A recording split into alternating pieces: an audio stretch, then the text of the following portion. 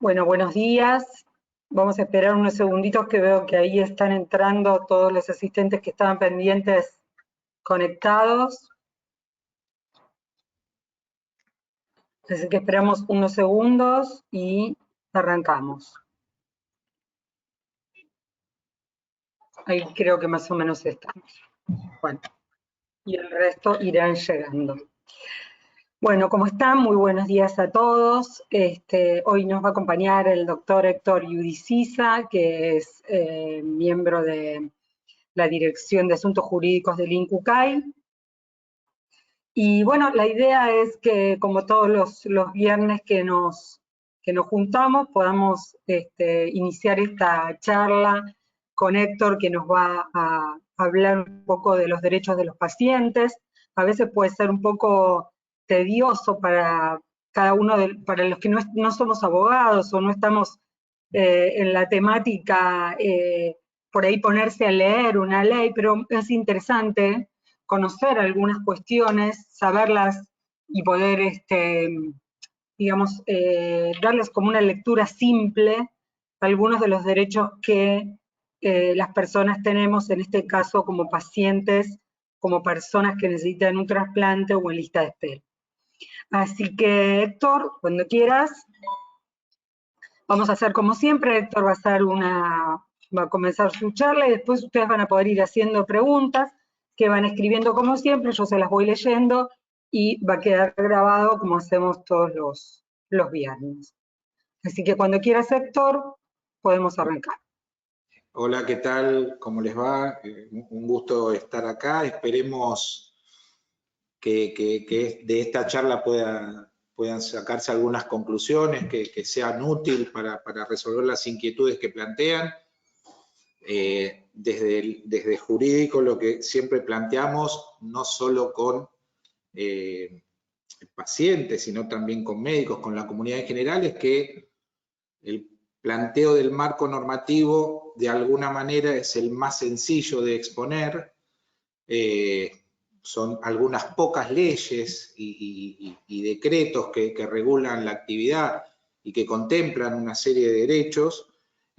Lo más complicado, como suele ocurrir, es justamente que se reconozcan esos derechos, que se puedan aplicar,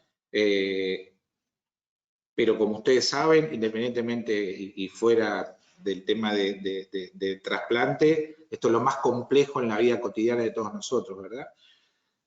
Tenemos la ley de trasplante, la 27447, la ley que crea el sistema de protección integral, paciente trasplantado en lista de espera, los decretos reglamentarios, normas dictadas por el INCUCAI, pero es precisamente eso lo que lo torna más complejo. El INCUCAI es un organismo del Estado, un descentralizado, funciona en el ámbito del Ministerio de Salud, pero para que se reconozcan efectivamente todos estos derechos es necesario la interrelación con, a su vez, otros organismos y otras instancias del Estado, porque no todo, es más, todo lo contrario, les diría, está en manos de resolución del INCUCAI, ¿verdad? Por eso es que le digo que es complejo, pero bueno, vamos a ver si de esta charla pueden ustedes sacar algunas conclusiones que les aclaren un poco el panorama. No sé, Roxana, si ya habilitas preguntas. La idea no era, la idea, lo que nosotros... No, yo te diría, a ver si, no sé si es verdad un poco lo que vos decías recién, que hay muchas veces, por ahí contarles también a los pacientes, en que nosotros como área, como dirección de comunicación, donde adentro de nuestra dirección está el área de orientación, atención a pacientes, el área social, nosotros muchas veces vamos y les hacemos consultas al área jurídica y decimos, bueno, mirá lo que está pasando con tal cosa o tal otra o tal paciente, y un poco lo que decía Héctor recién, no siempre ellos lo llaman competencias, ¿no? Fue una palabra que se me fue como incorporando con el tiempo, no siempre el INCUCAI tiene esas competencias, o sea, esa posibilidad de intervenir de manera directa, digamos, con una indicación, dando como, yo lo voy a decir a mi modo, ¿no? Pero como dándole una orden a otro organismo de que haga algo. Sí, por ahí de intervenir en el sentido de interceder ante un organismo, por ejemplo, cuando pasa algo con el tema de la medicación, bueno, y en diferentes situaciones, pero muchas veces no podemos nosotros darle una indicación a otro organismo. Yo no sé si por ahí podemos empezar, capaz que con algunos de las situaciones o los derechos que aparecen en la ley de trasplante, de los derechos de los pacientes, o a ver si hay algunas preguntas ya. Me parece que todavía no hay preguntas. Mira, acá hay una, por ejemplo, que dice: hola, ¿qué se puede hacer cuando una obra social no quiere aceptar el módulo pretrasplante para donante vivo? Bien, y acá ya empezamos entonces, esto es el conflicto habitual con las obras sociales, y acá justamente tiene que ver un poco lo que les contaba yo y lo que señalaba también Roxana, que en términos jurídicos se llama poder de policía, es decir, qué competencia tiene un organismo para obligar, bajo apercibimiento de sancionar, a un determinado, en este caso, prestador. Y el INCUCAI no lo tiene. Por ley, el INCUCAI tiene actualmente poder de policía sobre los centros de trasplante que funcionan en el ámbito de la Ciudad Autónoma de Buenos Aires. Esto hasta tanto en la ciudad asuma esta competencia para habilitar centros de trasplante. Les marco esto para que quede más claro cuál es el ejemplo.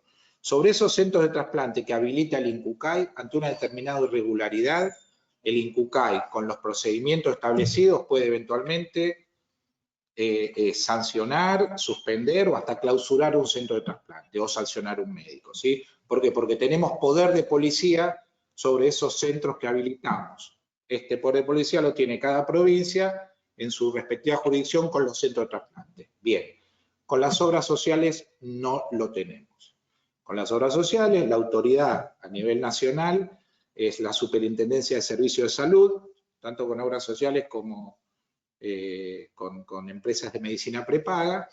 Entonces, ahí volvemos a lo que decía Roxana, la solución en términos formales no está en manos del INCUCAI, sí la gestión y todo el soporte que necesita la autoridad de aplicación para tomar una determinada decisión. Claramente, todas las obras sociales, todas las empresas de medicina prepaga, todos los financiadores tienen que dar cumplimiento como mínimo a lo que establece el PMO, ¿verdad? Entonces, a esta altura, seguir discutiendo en términos formales si una prestación vinculada con el trasplante tiene o no que ser cubierta, es un disparate. Porque esas discusiones, ustedes tienen que saber esto, no son por cuestiones legales, no son por cuestiones formales, por alcance de la norma, tienen que ver con cuestiones económicas, ¿no? La cuestión económica, lamentablemente, porque en salud esto es todavía más indignante, las cuestiones económicas se resuelven ganando tiempo, dilatando las medidas, ¿correcto? Y una manera es decir que no quiero cubrir esto, no quiero cubrir lo otro. Ante esa situación, el INCUCAI lo que hace es, le recuerda, en la instancia que sea, y judicial, nosotros cuando nos convocan intervenimos en los procesos judiciales, recursos de amparo y demás, para explicar claramente que no hay ninguna duda que el trasplante como una práctica reconocida, órganos y tejidos de las prácticas que el mismo decreto contempla como de práctica corriente, tienen que ser cubiertas. No hay ninguna duda sobre eso. Pero no es una... Esto ténganlo en claro siempre, no, por más que se la quieran disfrazar de formalidad o de algún límite legal a la cobertura de la prestación, no lo es nunca, siempre la discusión es de términos económicos, y para eso lo que hacen es ganar tiempo, ¿sí? Pero no podemos nosotros, insisto con esto, intimar, por ejemplo, nosotros Incucay digo, ¿verdad? No podemos intimar a una obra social a que preste determinada cobertura porque no tenemos el poder para sancionar a esa obra social. Entonces lo que tenemos que hacer, más allá de la gestión que haga el área de pacientes, que es la trinchera de todo esto y es la que tiene la pelea cotidiana, de lo formal lo que podemos hacer es dar intervención a la autoridad de aplicación, que como les dije al principio, en este caso es la Superintendencia de Servicios de Salud. Sí, muchas veces me parece que el tema es conocer realmente estas cosas para saber justamente cuál es el organismo que te puede ayudar o cuál es el organismo que puede, sí, asesorarte para poder hacer este tipo de reclamos. Yo pensaba también, viste, que la ley nueva es una ley que me parece como que, a diferencia de la anterior, menciona los derechos, yo diría como los principales derechos de los pacientes al principio de la ley. Me parece que algo ahí está de lo que tiene que ver con el derecho a la información. Por ahí podemos hablar un poco más de esto del derecho a la información y de lo que tiene que ver también con el derecho a la confidencialidad y a la privacidad. Y con respecto al derecho a la información, te lo decía porque nosotros estamos hablando mucho a través de las redes sociales de que por lo menos los pacientes deberían tener, cuando inicia su proceso de diálisis o cuando el médico lo evalúa y ve la opción para trasplante, este ofrecimiento como opción de trasplante, sobre todo cuando un paciente empieza diálisis. Entonces, un poco lo que estamos tratando de transmitirle a los pacientes es, si no les hablaron de este tema, pregunten. Pero claro, a veces si no sabes no puedes preguntar tampoco. Es un poco difícil, pero bueno, hablar un poco de este derecho a la información y a tener la opción de elegir sobre el trasplante. Absolutamente. Yo, déjame igual, me quedé colgado un temita con lo que estamos hablando hasta hace un segundo, que tiene que ver con esto de la obra social que no quiere cubrir una prestación. Para nosotros desde el área jurídica es clave, en realidad para cualquier abogado debería hacerlo, que un reclamo X no quede en el reclamo verbal, ni con la palabra de un empleado circunstancial o un auditor de una obra social que por teléfono dice tal cosa. Cuando ustedes tengan un problema, es básico, digamos, cuando ven que no lo pueden solucionar en términos amistosos, digamos, en una conversación, en dos, en tres, empiecen a dejar constancia. Hoy en día el correo electrónico ya es un buen medio, con el devenir de los años ha quedado validado. Entonces, empiecen a dejar antecedentes del momento en que empieza el reclamo, porque con suerte se puede resolver en el ámbito de esa obra social, sino en el ámbito de una autoridad administrativa o eventualmente de una instancia judicial. Pero nosotros sí, cuando nos hacen consultas de pacientes a veces, nos encontramos con que es una discusión no, me olvidé de bajar el volumen. Es una discusión que a lo mejor tiene el paciente de meses y que cuando nosotros preguntamos, bueno, ¿y dónde está lo que le dijeron? Ah, no, es que llamo y me pasan. Bueno, no.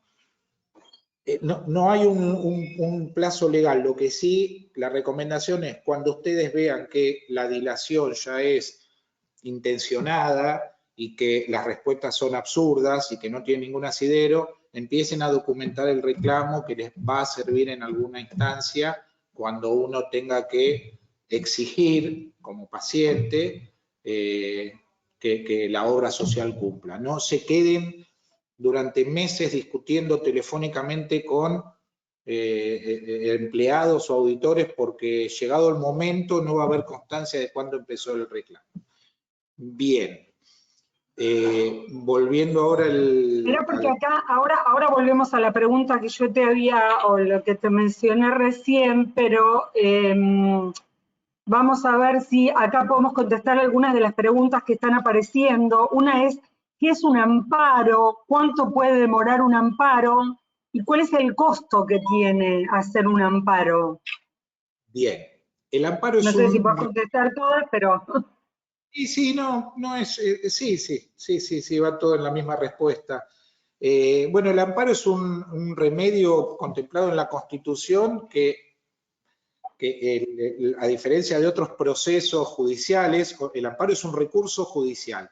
A diferencia de otras instancias judiciales, como puede ser una demanda ordinaria, sumaria, lo que fuese, por definición es algo que tiene que resolverse rápido, ¿sí?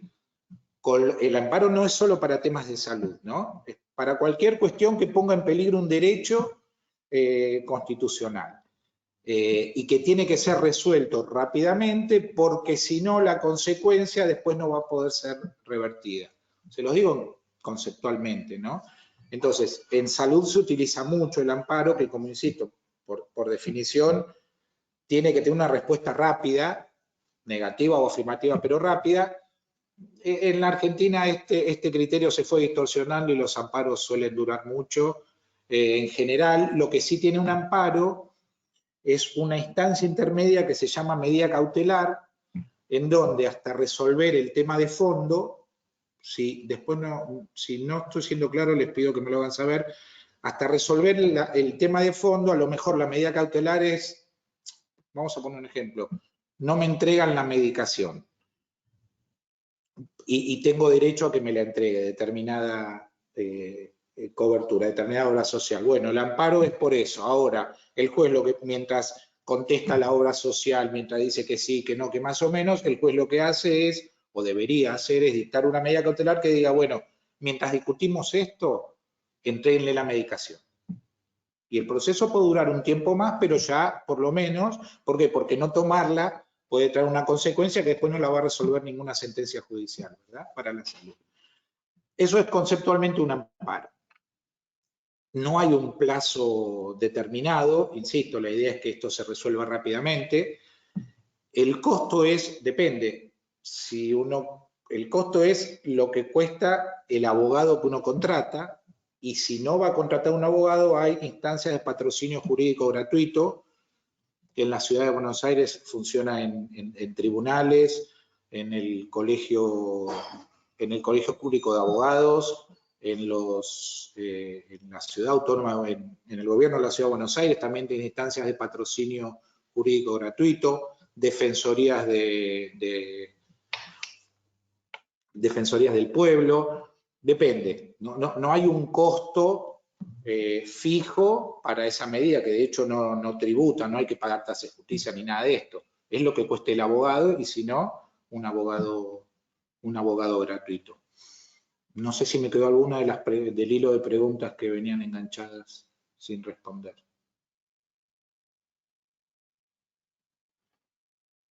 ¿Me escuchan? Hola. Hola Héctor, soy Valeria. Me parece que se quedó sin conexión Roxana. Así que te leo alguna pregunta mientras.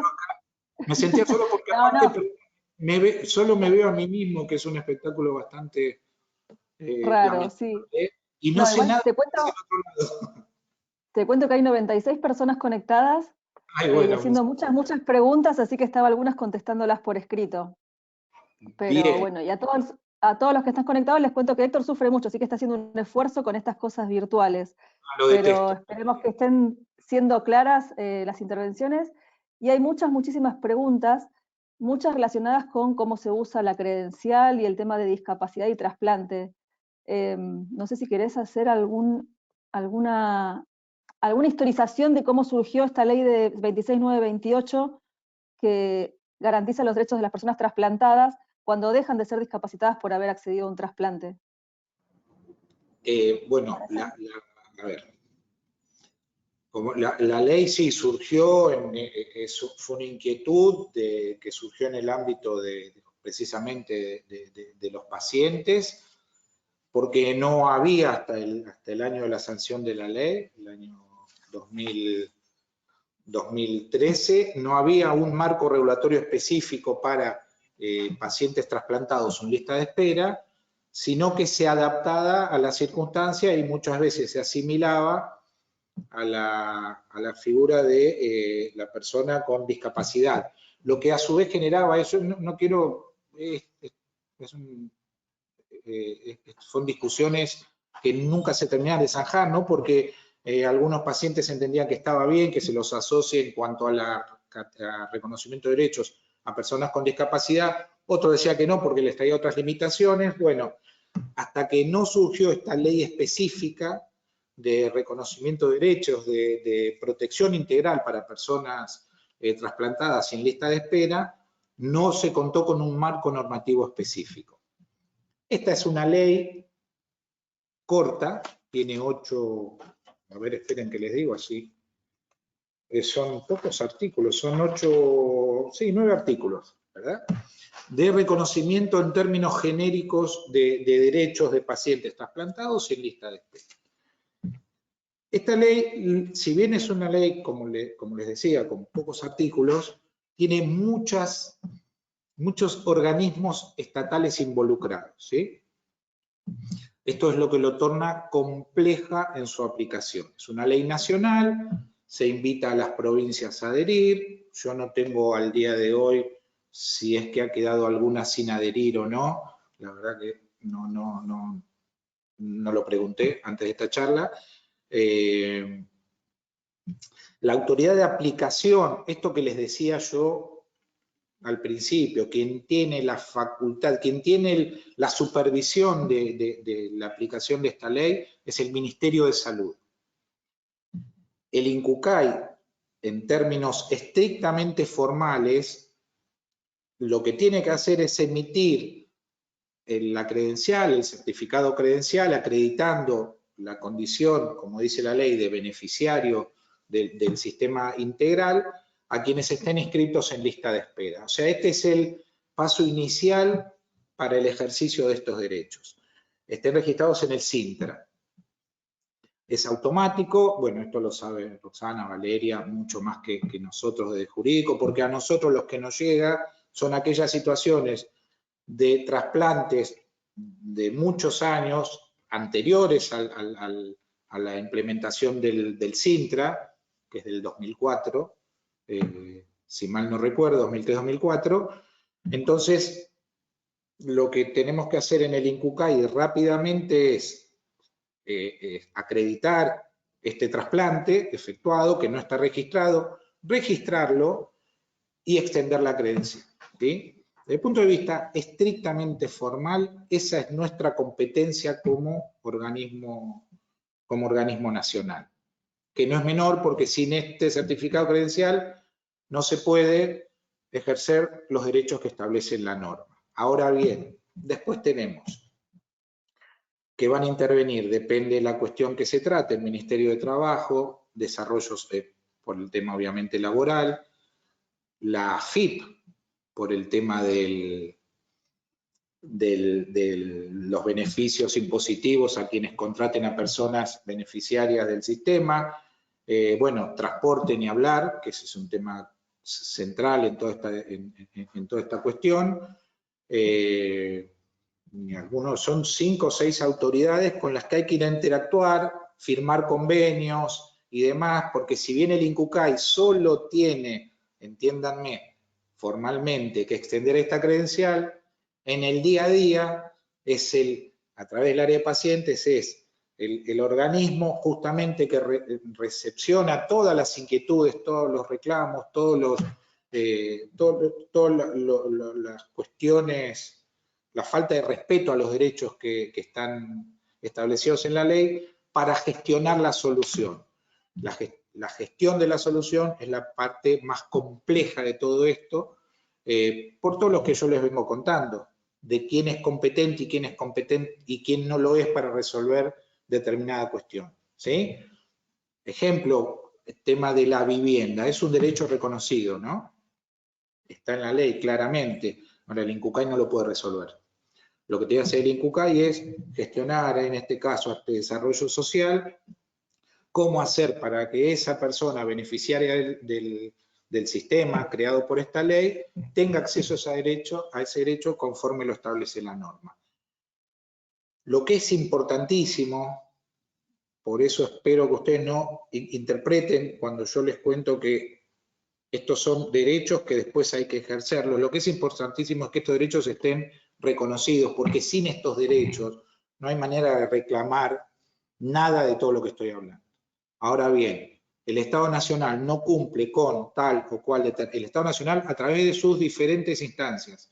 No importa, el Estado es uno solo, con subdivisión de competencia de acuerdo al organismo. El Estado Nacional tiene que cumplir con todo esto. No lo cumple, bueno, el paciente, el beneficiario, tiene derecho a reclamarlo, insisto, y llegado el caso ante la justicia. No sé si esto... Héctor, sí, ahí yo tuve un problema con internet, pero creo que ya lo resolví, o sea que me desconecté un poco. Retomo las preguntas, vos decime si alguna de las que retomo ya fueron respondidas. Bien. Algunas las vamos a contestar juntos, porque no son solamente del área jurídico, como te escuché decir recién. Aquí hay una que dice, cuando saqué el certificado de discapacidad, me dijeron que luego de haberme trasplantado no me lo iban a renovar porque ya estaba curado con el trasplante. ¿Qué hay de cierto? ¿Querés responderla vos o querés que la responda yo? Pero déjame que haga la introducción al tema. Y esto también tiene que ver con todo lo que les vengo contando. La extensión de estos certificados de discapacidad no es una competencia del organismo. No tenemos ninguna injerencia más allá de hablar con las autoridades que se encargan de esta cuestión para resolver inquietudes o transmitir inquietudes y demás. Es decir que no es resorte del INCUCAI esta decisión, por ejemplo, de quien recibe un trasplante ya se lo considera una persona sana, entonces ya no tiene más discapacidad. La experiencia que nosotros tenemos por interconsultas y demás es que es un poco más complejo esto, no es automático, pero lo que sí ustedes deben saber es que independientemente de los beneficios que vienen atados al certificado de discapacidad, desde el año 2013 está la ley que crea el Sistema Integral de Personas Trasplantadas en lista de espera, que no lo teníamos hasta ese momento. Entonces, era mucho más dramática la situación de quien perdía un beneficio por estar sano, y siempre entre comillas, porque todos lo que aprendimos nosotros acá después de tantos años es que un paciente trasplantado necesita estar permanentemente con controles, medicación, etcétera, etcétera, perdía un beneficio y quedaba en el aire. Y no tenía dónde, era muy forzado la interpretación de, bueno, ahora qué derecho tengo, cómo me cubre el Estado, o cuál es el sistema de derechos que yo voy a tener para que me dé protección o cobertura. Bueno, ahora está la ley de pacientes trasplantados, la ley esta de la que estamos hablando de pacientes. Pero claro, vuelvo a esto, sí. No es resorte del INCUCAI extender o no extender un certificado de discapacidad, esté o no esté trasplantada una persona. Pero es real también, contestándole esto, es verdad todo lo que dijo Héctor, creo que antes era mucho más terrible la situación porque de algún modo se quedaban sin nada.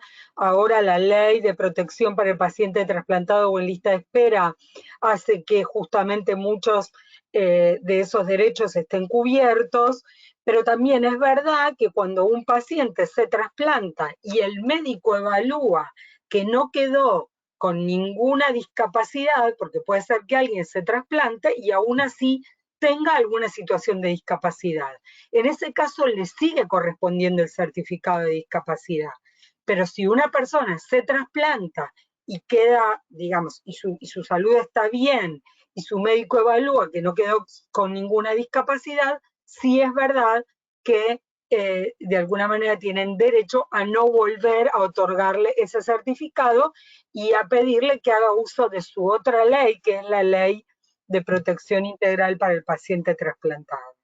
Sí, siempre esto es, perdóname Roxana, también por experiencias que tenemos, siempre es un criterio médico, opinable como todo criterio médico, el de la junta médica que de la agencia que otorga estos certificados de capacidad, si continúa o no con el sistema, digamos, no es un tema, no debiera ser nunca un tema administrativo esto, ¿sí? Es decir, no puede una discusión vinculada a la salud de una persona ser una cuestión administrativa. Esto debería ser una junta médica cuya opinión debería poder ser revisable, discutida y ahí sacará su conclusión. Pero lamentablemente, insisto con esto, que es antipático, no lo va a poder solucionar el INCUCAI eso. No lo va a poder solucionar el INCUCAI. Bueno, acá hay una pregunta que no quiero pasar por alto tampoco, que dice, entiendo que de acuerdo a la ley Justina todos somos donantes. ¿Cuál es la traba para la procuración de córneas, teniendo en cuenta que el universo de donantes es sensiblemente mayor a los posibles donantes de órganos y el universo de receptores en lista de espera es de 2.500 personas aproximadamente? En principio yo, Santiago, no sé si después Héctor va a querer agregar algo, pero te diría que las leyes no resuelven las cuestiones en sí mismas. Las leyes están como marcos normativos, pero después hay ciertas acciones que hay que hacer en función de esas leyes, que son las que realmente pueden mejorar algunas cosas. Se trabajó durante este año en un proyecto, en un programa de procuración de córneas para facilitar algunas cuestiones que se daban en diferentes provincias y en diferentes lugares del país. Esto seguramente lo podrá explicar un poco mejor la dirección médica y también lo vamos a tomar como un tema tal vez para algunos de los webinars para poder presentar en algún momento también ante todos los que quieran este nuevo programa de córneas que ya fue digamos, aprobado y está a punto de implementarse, y que, bueno, revisó algunas cuestiones que tenían que ver con procedimientos, con necesidad de personal, etcétera, para que esto pudiera, digamos, mejorar el tema de la disponibilidad de córneas para trasplante. No sé si hay mucho más que agregar a eso. No, yo lo que sí quería acotar también un poco, como dijo Roxana, que el tema de la ley, esta ley seguramente simplifica un poco más los procesos, es a lo mejor objeto de otra charla, si lo proponen, explicar un poco la ley y algunas diferencias, pero nunca, la respuesta no está en la norma. La anterior no evitaba que haya procuración, en todo caso esta simplifica algunos procesos, pero es como dice Roxana, la discusión va por otro lado. La actual ley de trasplante, nosotros estamos muy conformes, ha mejorado, ha simplificado la cosa, se ha adaptado a los tiempos y a las inquietudes. La anterior, la 2493, era del año 93, con algunas modificaciones, obviamente, en el 2006 las más importantes, pero no pasa por ahí el tema de la procuración. Otro día, si quieren, lo conversamos del área legal. Nosotros siempre nos acotamos a lo poquito que sabemos que es del tema jurídico. Sí, exactamente, y muchas veces cuando por ahí hay que cambiar una norma porque se cree que eso puede ser lo que impide o lo que genera alguna traba que puede llegar a pasar, también se plantea al revés, ¿no? Entonces ahí jurídico, nuestra área también plantea o trabaja sobre cierta modificación, pero este no sería el caso. Esta es otra pregunta que me parece que la puedo contestar yo, que dice, yo tengo una pregunta sobre la credencial, hoy la quise utilizar en transporte público y el inspector y el chofer no conocen dicha credencial como pase. Gustavo, lo que te digo acá es que siempre es muy importante registrar la línea de colectivo donde fue y qué fue lo que sucedió, sobre todo esto que está relatando, pero también qué línea de colectivo, porque esto es un trabajo permanente el que nosotros tenemos que hacer con la CNRT, con las diferentes líneas de colectivo y también dentro de las propias provincias y dentro de cada jurisdicción, para saber qué es lo que está pasando en algunos lugares. Así que si vos sabés cuál fue la línea, te pido, no sé si ya lo escribiste más abajo, si no, escribínoslo que nosotros vamos a ver cómo podemos seguir trabajando en estas cosas. Dice, hola, ¿cómo hago para que mi prepaga cubra la totalidad de medicamentos que tomo? Todos los que son hipertensivos, antibióticos, antiviral y demás no me los cubre. ¿Cómo se hace el reclamo ante la obra social? Bien, yo en esto voy a ser muy cauto porque en definitiva es una opinión profesional y puede haber tantas opiniones como abogados consulten, por ejemplo. Yo, sin entrar en tantos detalles, vuelvo un poquito a lo que les comentaba antes. Hay una instancia donde la obra social les dice que no porque no, habitualmente es no porque no. Es muy importante que ustedes documenten eso, que lo pidan por escrito. Por escrito es, bueno, en términos de pandemia esto ha dado todo, dejó todo patas para arriba, pero en su momento era presentarse en el lugar, una nota que le firmen la recepción, mandar un correo electrónico, mandar un correo postal. En esta instancia una carta documento tal vez es excesivo, porque encima cuesta como 800 pesos. Pero sí que quede una fecha cierta del reclamo. Y después hay dos caminos, que mientras paralelamente se gestiona esto, diciendo, tienen que cubrirme, insisto, la discusión casi nunca va a ser legal, nunca va a ser legal porque no hay ninguna discusión al respecto, seguir un camino administrativo, que es el más largo, que es reclamar, en este caso, si es una obra social nacional, ante la superintendencia, hacer la denuncia, no reclamar, hacer la denuncia para que la superintendencia obligue, sancione, etcétera. Ese es un camino. Los tiempos administrativos habitualmente no se condicen con los tiempos de un paciente. Habitualmente no, nunca. Entonces, no es el más aconsejable, pero no lo descarten. Y eventualmente, si no tienen solución, un amparo que, como yo les dije hace un rato, puede no tener ningún costo si ustedes recurren a un servicio jurídico gratuito. No hay otra manera, lamentablemente. No es una discusión, les digo esto porque lo sabemos por experiencia después de tantos años acá, y incluso hablar con obras sociales, con abogados y demás. No es una discusión que pase por una interpretación distinta de alguna ley o del PMO, no pasa por ahí, no pasa por ahí. Se la dibujan de esa manera, ganan tiempo, para llegado el momento, hay un altísimo grado incluso de incumplimiento de sentencias judiciales por parte de las obras sociales, que tienen que ver con la crisis económica que todos de alguna manera estamos padeciendo, de jueces que dictan una sentencia firme, diciendo usted tiene que cubrir, esto no es solo el trasplante, imagínense, ¿no? Pero con el área de salud, en cualquiera de los rubros. Sí.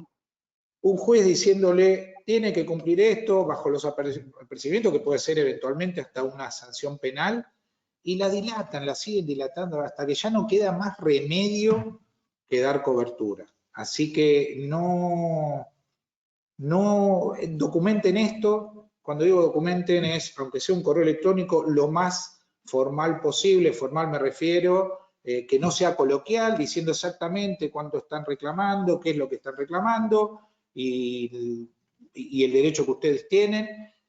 1, 2, 3 veces, y ahí, como yo les dije también, se podrá hacer una consulta profesional que a lo mejor algún colega no coincide con lo que yo estoy diciendo y no está mal. Por eso no les quiero decir exactamente qué es lo que tienen que hacer, si es lo que nosotros sugerimos en todo caso, o qué es lo que haría yo, para ser más concreto, si me pasara esto, ¿verdad?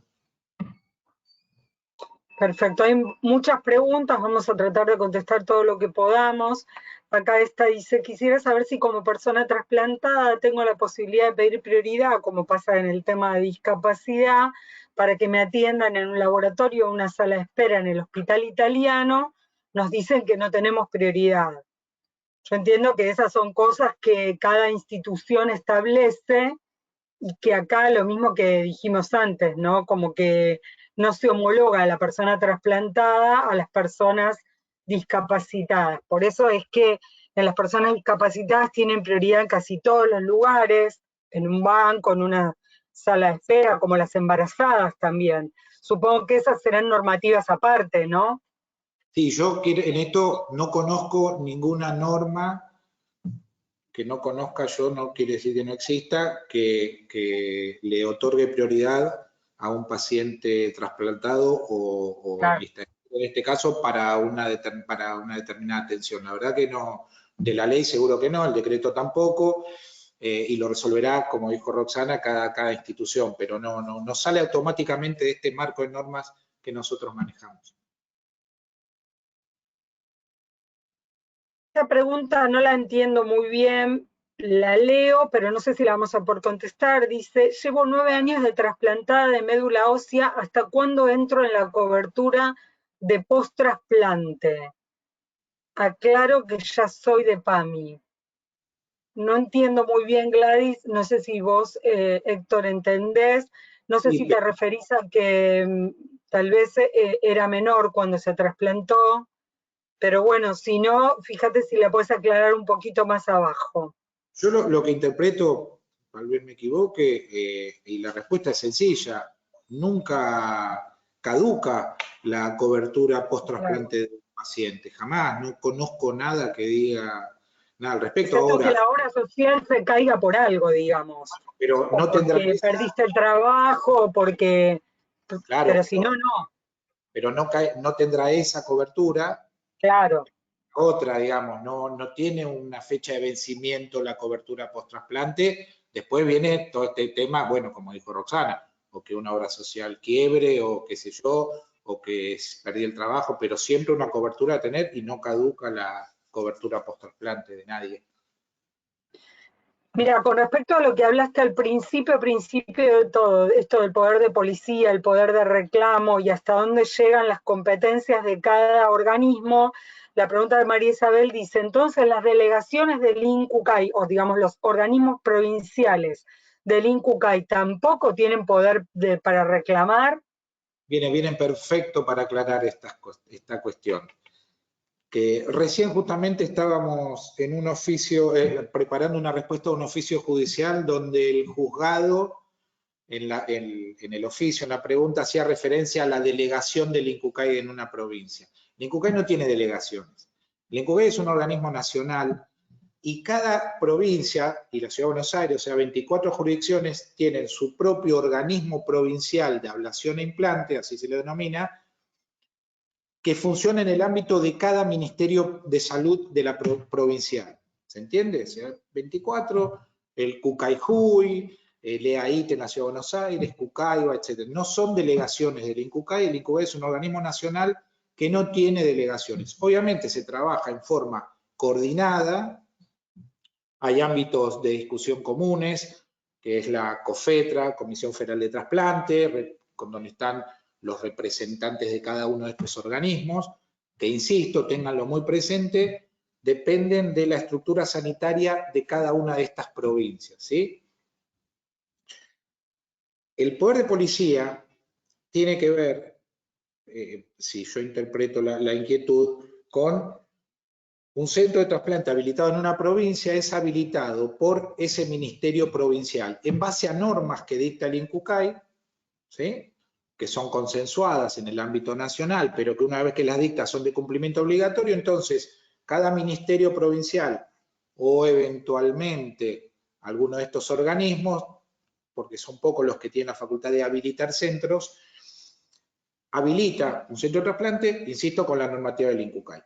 Si ese centro de trasplante comete una irregularidad, ahí estoy yendo acá al poder de policía, y esto llega o de oficio o por una denuncia al INCUCAI, lo que hace el INCUCAI es una actuación administrativa, dictamen, recopila pruebas, etcétera, etcétera, y si la irregularidad del INCUCAI entiende que amerita ser investigada y eventualmente sancionada, en base a la ley de trasplante, la ley nacional, le pide formalmente al ministerio de esa provincia que inicie un sumario porque el INCUCAI entiende que hay una irregularidad que tiene que ser investigada para ver si se la sanciona. Eso es el poder de policía. El INCUCAI no puede sancionar un centro de trasplante de Córdoba, de Santa Fe o de la provincia de Buenos Aires. ¿sí? El INCUCAI, y esto así arrancó la charla, solo habilita, por ejemplo, por ahora, digamos, desde que el sistema de sistemas, hasta que la capital, hasta que la Ciudad de Buenos Aires tome esta facultad, solo habilita los centros de la Ciudad de Buenos Aires. Y ahí sí, si hay que investigar, se investiga, se hace un sumario y eventualmente se sanciona.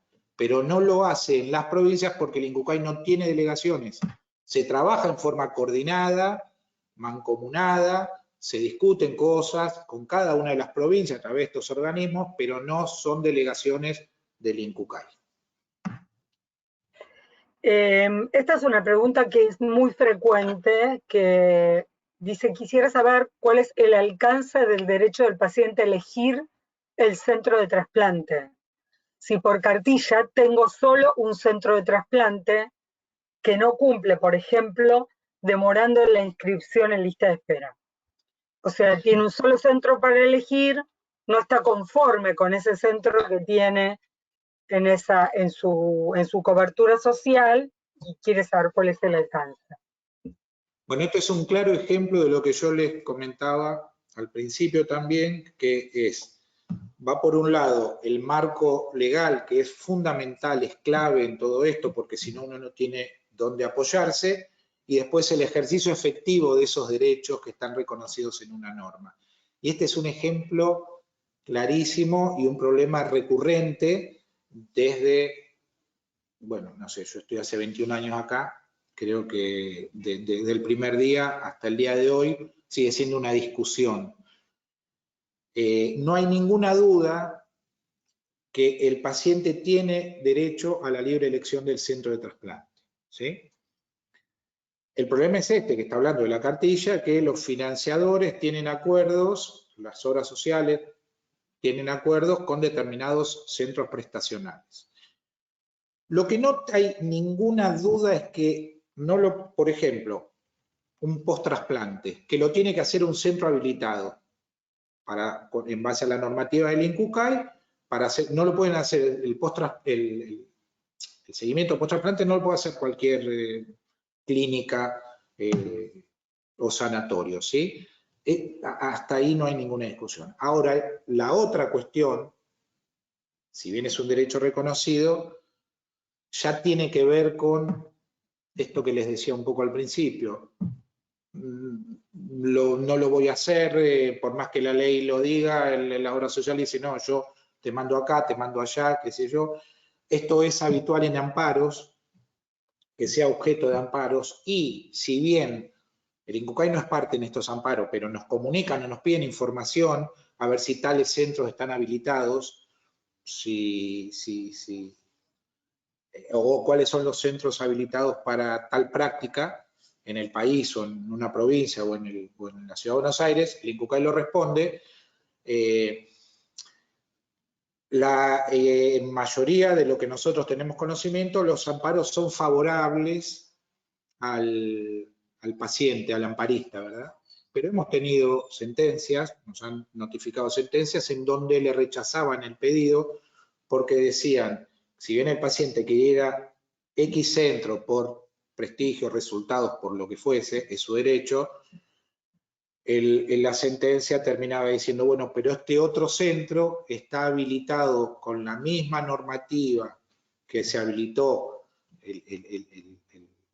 al que quiere ir amparista, entonces la obra social no está obligada a dar cumplimiento a lo que pide el paciente. Todos los derechos que no son reconocidos, en algún momento, si no hay solución, van a la justicia. Y la justicia lo que hace precisamente es interpreta las normas, ¿sí? De nada vale que yo les diga a ustedes, en términos prácticos de nada vale, sí, quédense tranquilos que la ley les reconoce a ustedes el derecho a la libre elección del centro de trasplante, si yo no les cuento la otra parte de esta cuestión, que es la discusión en el caso particular de X obra social y cuáles son los caminos para que se reconozca ese derecho. Y no sería honesto de mi parte si no le digo que en algunos casos la justicia no le dio la razón al paciente, en la medida en que era otro centro de trasplante que podía llevar adelante o el trasplante o el seguimiento post-trasplante, ¿sí? pero como casi todas las preguntas que van a rondar alrededor de lo mismo, terminan igual. El panorama es incierto, es clave la norma, porque si ustedes no tendrían ni siquiera por dónde empezar, porque esto está expresamente reconocido en la ley actual vigente, en la anterior estaba en el decreto reglamentario, en un artículo, era un poquito todavía más rebuscado el tema, pero la discusión sigue siendo la misma. La norma es clara y después hay que ejercer ese derecho y pelear por ese derecho con los argumentos que se tengan, ¿verdad? Claro, bueno, yo pienso que en relación a lo que justamente acabas de decir vos recién, fíjate que esta pregunta también tiene que ver con eso, ¿no? Porque lo que dice Adriana es, buenos días, estoy trasplantada, tengo la obra social los DOP, la dermatóloga me indica una crema antipigmentación, bueno, pone una crema que es con factor más 50, porque los inmunosupresores ante el sol me manchan la piel. Y su obra social le niega la cobertura y dice qué puedo hacer. Yo pensaba, porque ya había leído esta pregunta, en esto que vos decís, por lo menos está la norma para empezar, porque en la ley de protección integral para el paciente trasplantado habla ya de la cobertura de medicación, tratamiento, directa e indirectamente relacionada, o sea, como que amplifica mucho más, porque antes se entendía la cobertura casi exclusivamente de los inmunosupresores y todo lo que te pasaba después a partir del trasplante parecía que no tenía nada que ver, entonces ahí ya es como que te limitaba un montón. Esa norma amplió esta situación y Adriana creo que va a poder reclamar esto, o sea, como decís vos, probablemente el camino sea largo, muy tedioso a veces, porque también muchos de nosotros hemos vivido situaciones de salud propias o de familiares ante las que hemos tenido que reclamar y son caminos largos, tediosos, desalentadores, que a veces angustian mucho. Uno a veces sale, viste, de hacer un reclamo y salís con ganas de matar a alguien o de ponerte a llorar porque decís, ¿cómo puede ser que la cosa se haga tan larga? Pero por lo menos tener claro que estás partiendo de una norma que te ampara y que podés reclamar a partir de eso. Que no es menor tenerla. Yo ojalá que lo que yo les estoy tratando de transmitir no lo malinterpreten, no es una visión no quiero que sea una visión amarga del tema, porque esto que dice Roxana es clave, es importantísimo que exista una norma. No todos los pacientes vinculados a otras patologías o otros problemas tienen esta posibilidad de tener una norma específica que reconoce derechos para una población de pacientes determinados. Esto es importante. Sin esto, el camino sería todavía mucho más complejo, áspero. Ahora, lo que yo sí les quiero transmitir es que por los derechos hay que pelear, que no es automático y que quienes se niegan a esto, en este caso esta última pregunta particular, no lo hace haciendo una interpretación de la ley, esta obra social que no le quiere cubrir tal medicación, no lo hace porque tiene una interpretación diferente de la ley, no lo hace porque no quieren pagar. Es así, lamentable, pero es así. Entonces, vuelvo al tema, hay que pelear por ese derecho y hay un buen puntapié inicial, un buen marco para empezar a hacerlo y después el camino va a ser el que terminen escogiendo ustedes, podrá ser más o menos largo, pero hay que pelearlo, hay que pelearlo.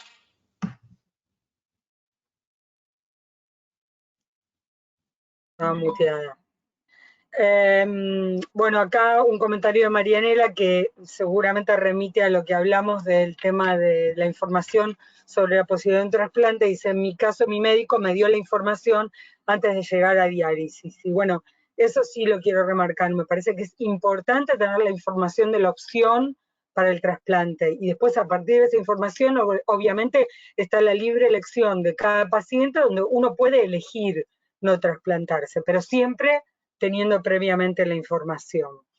Y Gustavo, que también retomó lo del tema de discapacidad, dice, o tengo que realizar algún tipo de pase con discapacidad, referido al al transporte, creo que es esto.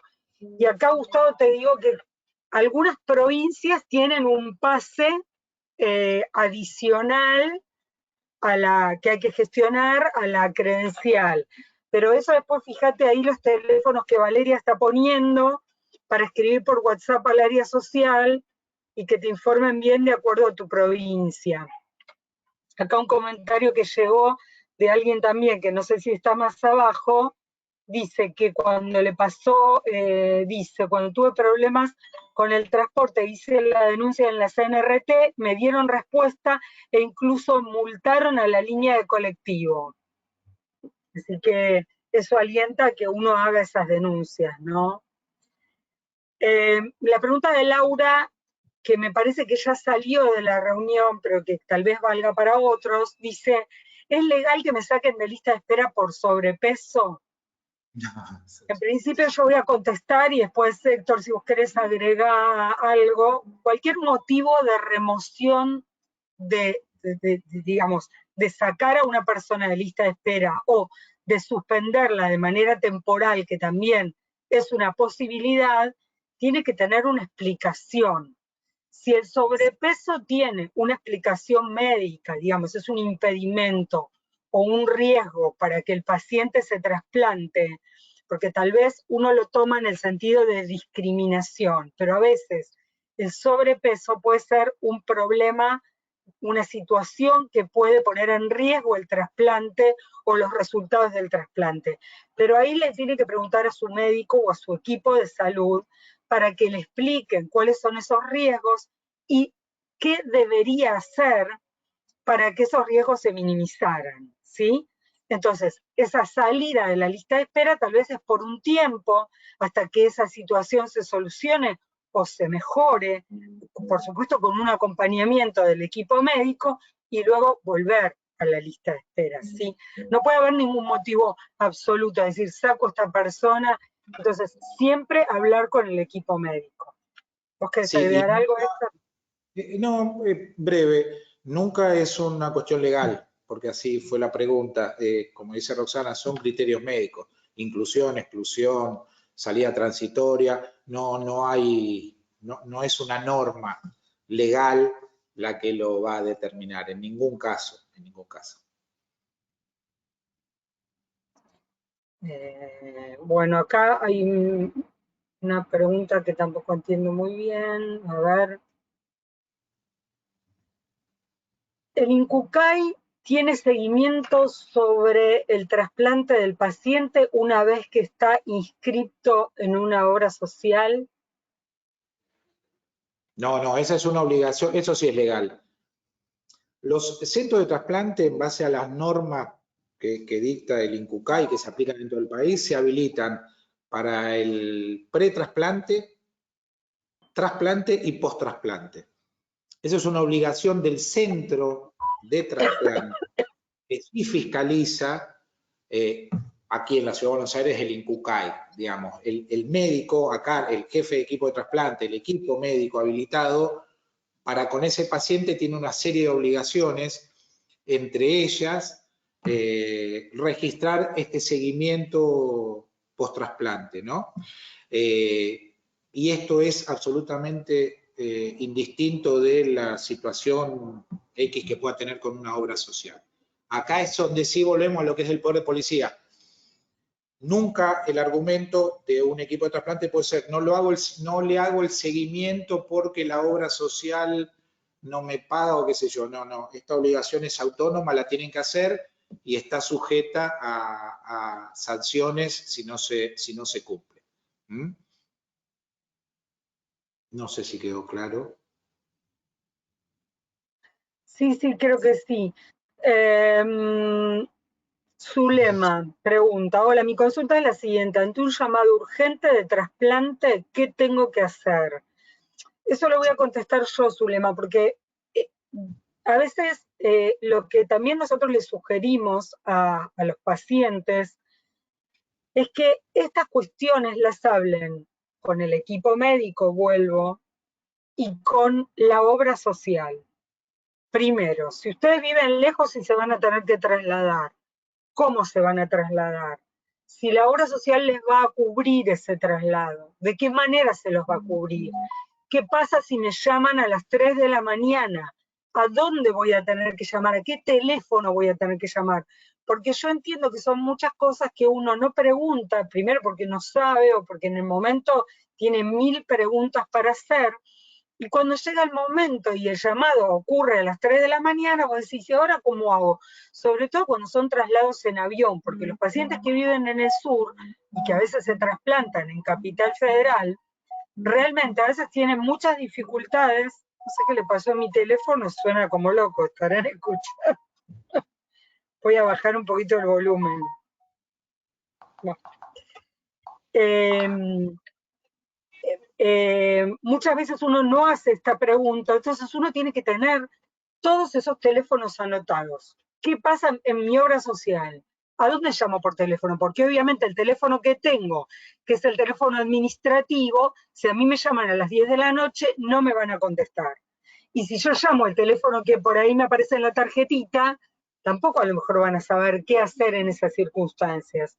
Entonces, todo esto de cómo me voy a trasladar, de qué manera, cómo lo tengo que hacer, y siempre en caso de que ustedes estén desorientados y no saben qué hacer, llamar al INCUCAI y decir, bueno, yo soy un paciente que está en esta situación y que no sé cómo me voy a trasladar. Y el INCUCAI seguramente, la guardia, va a tratar de contactar a alguien para ver por dónde empezamos en ese ovillo a desanudar esa situación, ¿sí? Pero nadie debería perder un trasplante por no poder trasladarse, o por no poder, porque si yo vivo en Tierra del Fuego y tengo acordado que me trasplanto en el Hospital Argerich, mi obra de Buenos Aires, mi obra social debe tener en cuenta que yo me voy a tener que viajar de un lugar a otro. Por supuesto que si es renal, me da más tiempo a viajar porque el órgano se preserva más tiempo, y si es otro órgano tendré que ver. Entonces, siempre preguntar a la obra social y al equipo médico.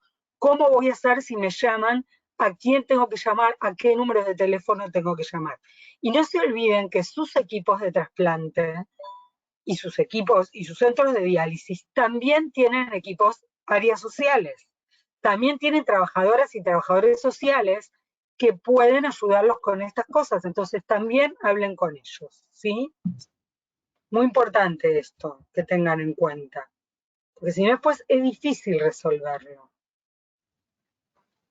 Soy nueva en la lista de espera y recién ahora estoy entendiendo algunas cosas, dice Daniela. Daniela, cuando quieras también puedes comunicarte con nosotros.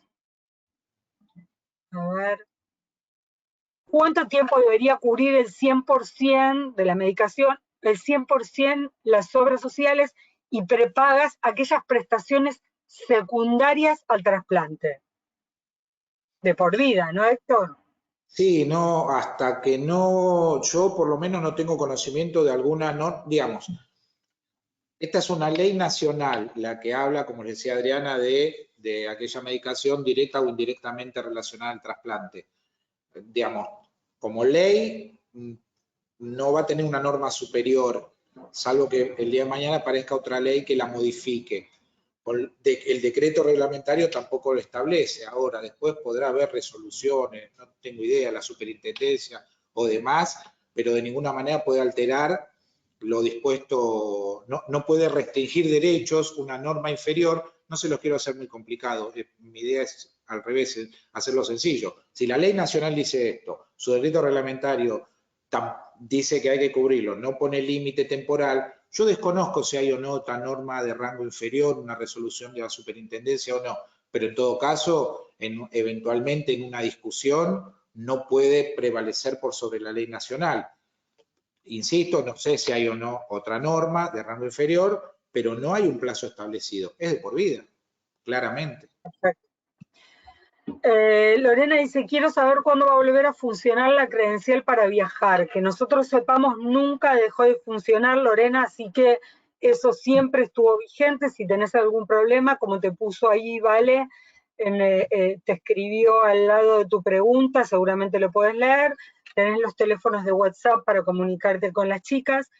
Nosotros nos quedan unos 10 minutitos más o menos para contestar algunas preguntas. Después vamos a hacer lo que venimos haciendo con algunos webinars, que es vamos a tomar algunas preguntas para después ir retomando las preguntas que nos parecen más generales, por supuesto no las personales, para poder dar estas respuestas por nuestras redes sociales. Así que siempre por ahí les recomendamos que también nos vayan siguiendo por ahí. ¿Cómo puedo saber si ingresé a lista de espera? Pregunta Nancy. Nancy, comunícate a los teléfonos de WhatsApp, repito, que puso Valeria al lado de tu pregunta, y si no los alcanzás a leer, figuran también en la página web. Ni bien abren la página web, hay un cartelito donde están los teléfonos de WhatsApp. Tengan paciencia, el equipo contesta todo, pero bueno, a veces tiene demoras en la respuesta porque tiene muchos llamados, y ellos ahí con el DNI de ustedes pueden chequear en qué instancia están en la lista de espera, si ya está terminado el proceso o si hay alguna etapa del proceso en la que estén, y desde ahí poder decirles qué es lo que pueden hacer. Soy trasplantada renal y uso para ir a mi control a la capital, y en esos casos de emergencia no está habilitada. Soy trasplantada renal y uso para ir a mi control a la... Lorena. Lorena es la que había preguntado sobre la credencial para viaje. No, Lorena, debería estar habilitada para tus controles o para cualquier otra cosa. Quiero recordarles que eso también se malentiende muchas veces, que muchos creen que el pasaje gratuito a través de la ley 26.928, que es la ley de protección para el paciente trasplantado y en lista de espera, que ese pasaje gratuito es solamente para controles médicos. Eso no es así. Ese pasaje ustedes lo pueden utilizar tantas veces como quieren, y la ley hace amplio, digamos, ese uso. También dice para cualquier otro uso, no me acuerdo de qué manera lo dice Héctor, me sale como para uso recreativo. Claro, no, porque el artículo, la ley habla de por cuestiones asistenciales, y el decreto hace una interpretación de qué son los temas asistenciales y son muy amplios. No es solo ir al médico, lo que dice Claro. Rosa. Así que eso también está claro. Sí, sí, lo puedes usar para irte de vacaciones también, así que... dice, tampoco se pueden usar colectivos en las líneas urbanas de Corrientes Capital. Lorena, eso nos lo vamos a registrar y vamos a hablar con Cucaicor, ahí en Corrientes, a ver qué es lo que pasa, y bueno, nada, que si hay que... Sí. Una acotación, Roxana, yo lo comenté al principio y tal vez pasó de largo. Esta es una ley nacional, la CNRT es un organismo de control nacional, las provincias tienen que adherir a la ley, y este tema de Corrientes que están contando, este problema, bueno, habrá que hacer la gestión a través de todas las instancias que correspondan. No sé si es porque por alguna omisión involuntaria que en Corrientes no se reconoce esto, o falta algún porque tema. yo no me acuerdo si está adherido, está bien lo que vos estás aclarando, pero vos es que no me acuerdo si Corrientes está adherido o no. Pero bueno, hay que hacer la gestión para que Corrientes adopte este sistema del transporte que hay a nivel nacional. Corrientes y las provincias que aún no lo hayan hecho. Le vamos a mandar esta inquietud porque puede ser que Corrientes haya adherido a la ley, pero aún así haya algún problema que ellos no detectaron. Por eso también a nosotros nos sirven todas estas cosas, porque vamos detectando diferentes problemas. Esta está vinculada también con el centro de trasplante. Nélida dice, mi trasplante se realizó en el Hospital Británico y ahora la obra social no tiene convenio con el hospital. Esto muchas veces pasa. Después del trasplante la obra social deja de tener convenio. ¿Está bien que los controles me deriven a otra institución? Bueno, vuelvo al tema. El marco legal reconoce en el paciente el derecho a elegir este centro en donde va a ser atendido, como cualquier paciente, digamos, esto extiéndanlo a cualquier paciente por cualquier cuestión médica. Sí tiene derecho a elegir a sus propios médicos, eso está claro. Después viene la discusión en los hechos. Este es uno de los casos. Lo que no cabe ninguna duda es que si la derivan, va a tener que ser a otro centro habilitado para el seguimiento post-trasplante. No la puede derivar a cualquier clínica y nosotros sabemos que cada 2x3 quieren derivar a un paciente para estos controles post-trasplante a una clínica que no esté habilitada para ello. Y después va a venir la discusión. Usted quiere que la señora quiere que la siga atendiendo el equipo que la trasplantó, es el derecho que tendrá que reclamarlo a través de todo esto que ya fuimos hablando. Lo que sí seguro es que no la pueden derivar a un centro que no esté habilitado. Y después estará en esta señora, en esta paciente, la pelea para mantener el seguimiento en ese establecimiento, en el británico. Cristian pregunta, te hago una consulta en cuanto a lo laboral. ¿Me puedo inscribir en algún lugar para que sea más fácil conseguir trabajo, ya que estoy trasplantado y los empleadores no suelen tenerte en cuenta? Soy de Cava.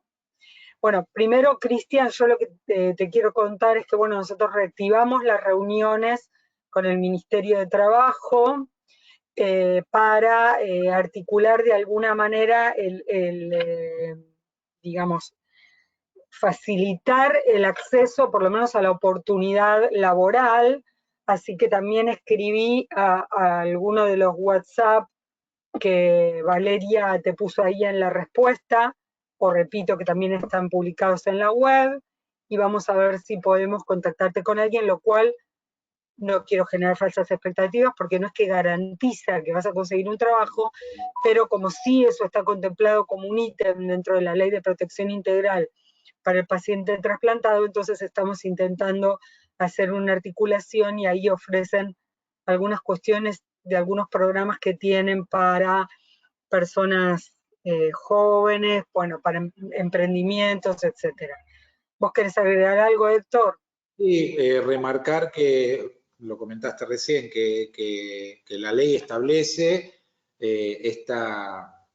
dispone que ser paciente trasplantado o estar inscrito en esta espera no puede ser obstáculo para que una persona trabaje, consiga un trabajo o lo mantenga. Pero vamos a recaer siempre en la misma situación. Ese es el derecho que es clave, fundamental que esté ahí, después hay que pelearlo y discutirlo en un contexto social, económico-social complicado, pero el reconocimiento de la ley está y es un buen principio. Andrea dice, un paciente con rechazo se encuentra mucho más limitado e inmunodeprimido por el tratamiento del rechazo. Por ejemplo, no puede viajar en bus, trabajar u otras cosas. ¿No se puede solicitar en esos casos el CUD? Sí, Andrea, es lo que dijimos al principio, digamos, el otorgamiento no del certificado único de discapacidad lo define una junta médica o los criterios médicos del ANDIS, digamos, una institución que no somos nosotros. Pero deberías averiguar también a través del ANDIS si estos criterios están contemplados, o sea, si lo que a vos te pasa o lo que le pasa a una persona que está inmunodeprimida y que no puede, como vos decís, está limitada en algunas cuestiones, puede ser evaluado o analizado para un certificado único de discapacidad. Entonces, te diría que sí, que se puede averiguar en el ANDIS y que, nada, eso seguramente con tu historia clínica o con un certificado médico, ellos verán si pueden tenerlo en cuenta. Uno a veces, digamos, no todas las situaciones son iguales y ameritan una evaluación médica. Gustavo pregunta, yo quise iniciar la sesión en Sintra y no me deja entrar con mi usuario y clave. Volví a pedirlo, Gustavo. Ahí te mandaron Valeria te anotó, es pacientes@incucay.gov.ar. Walter Montenegro nos pregunta cuáles son los organismos adheridos a la ley. La verdad que no tengo yo acá la lista, tengo entendido que son casi todos, pero No, a la ley de protección integral. Perdón, no, organismos adheridos no, son instancias del Estado, Ministerio, Desarrollo Social, Trabajo, como hablábamos recién, tema de transporte, la CNRT, Y esos no. entiendo que quiso decir provincias. Ah, bueno, no, está bien, por eso. No, quería aclarar esto, no, los organismos no tienen que adherir, es de aplicación obligatoria para ellos, pero sí las provincias. Hay que hacer un relevamiento, yo no lo tengo presente. Sí, lo hicimos, pero yo no lo tengo de memoria. El que lo tiene de memoria es Walter, que justo hoy no pudo estar, pero bueno, él lo tiene más o menos de memoria, pero el relevamiento lo tenemos. En todo caso, vemos si después te podemos responder eso. Nos piden que aclaremos un poquito más de la pensión por trasplantado, o sea, la pensión no contributiva, Y la asignación no contributiva. lo que pasa es Tal vez que, en qué casos, sí.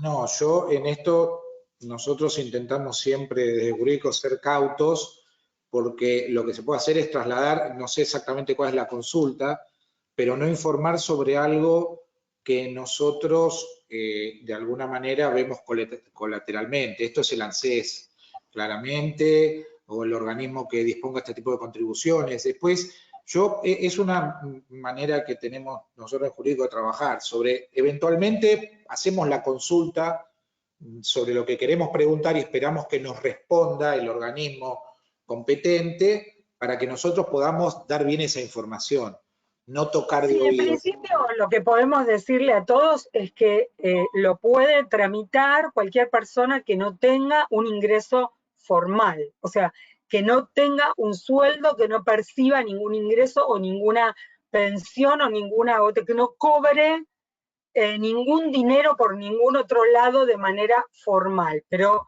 les repito, escriban a los teléfonos de WhatsApp y les podemos indicar un poco más claramente. Pero en principio, si vos no tenés ningún ingreso, si vos no tenés ningún, eso cuando uno dice ingreso se confunde, ningún sueldo, no percibís ni facturás, etcétera, podés gestionar esa pensión. Podés Mire, iniciar ese trámite. sí, son dos líneas, prefiero leérselo textual del artículo 11 y Dale. después, bueno, dice Roxana, es el artículo 11 de la ley del sistema integral, donde dice que el Estado Nacional debe otorgar una asignación mensual no contributiva equivalente a la pensión por invalidez para las personas comprendidas en el artículo primero, trasplantado o en lista de espera, en situación de desempleo forzoso y que no cuenten con ningún otro beneficio de carácter previsional. Si lo hubiere, el beneficiario optará por uno de ellos. Yo hasta acá, en este tema, yo me limito a esto y como dice Roxana, se puede después ampliar la información para ser más concreto, más Sí, yo específico. trato por ahí, a veces como uno, hay algunas palabras que puede no entender, vos decís, bueno, yo no tengo no tengo trabajo, no tengo trabajo formal, significa que cobro por algún lugar en donde obviamente figura en blanco todo eso que yo cobro, entonces si yo no tengo trabajo, no tengo ningún ingreso posible, tal vez puedo gestionar esa pensión, pero hay algunos requisitos por ahí que cumplir, así que cualquier cosa, comuníquense a los teléfonos de WhatsApp. Mónica pregunta también, más o menos es la misma pregunta, dice, no sobre esto, sino sobre la cobertura de tratamientos y medicamentos. Mi pregunta es si la ley 26.928 nos cubre para realizar rehabilitación de fisioterapia y kinesiología debido a que tenemos alguna patología, en mi caso polineuropatía. Y en realidad, Mónica, si esto está directa o indirectamente asociado a tu trasplante, debería cubrírtelo tu obra social, pero como explicó Héctor a lo largo de toda esta charla, muchas veces es un reclamo que uno tiene que hacer y llegar también a las instancias de hacerlo por escrito, que se lo nieguen por escrito, etcétera. ¿Querés agregar algo, Héctor? No, es un poco lo que venimos hablando. Bueno, veo si quedó alguna más y si no ya vamos cerrando.